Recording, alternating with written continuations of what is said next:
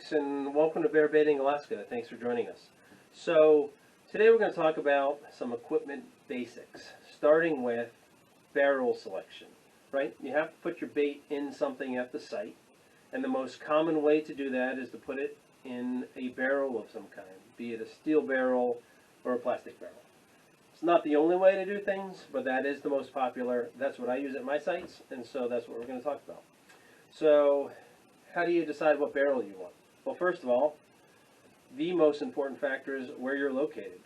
What access do you have, right, to stores or shops, or and when I say shops, like a garage where you can access, barrels that had lube oil or motor oil, or a dump, or if there's a hatchery in your area for fish, right, then you could have access to plastic barrels for fungicide for the fish. Whole host of options. It just depends on what is available to you. So that's number one. Secondly, number two is, where's your bait site going to be? Have you chosen your bait site? Can you drive right up to it with your four-wheeler or your six-wheeler or your side-by-side?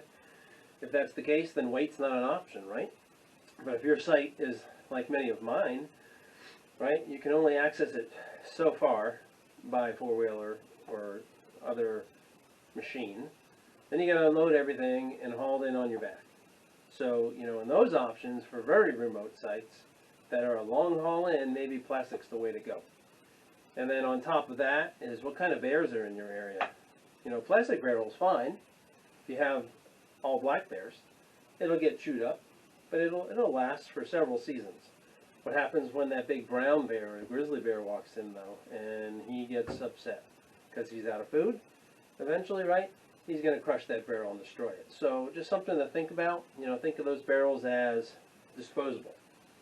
You try to get some seasons out of them, but in the end, you're going to have to replace one or two each season or every other season. So just keep that in mind for barrel selection. So let's go outside, and we'll look at a few barrels, and then we'll prep a barrel for you and show you how easy it can be. Don't overcomplicate it, right? Keep it simple, and you'll see that it can be done in a matter of minutes with basic tools. So again, you don't need a machine shop to get your barrel set up, right? You just need some basic tools. So let's go.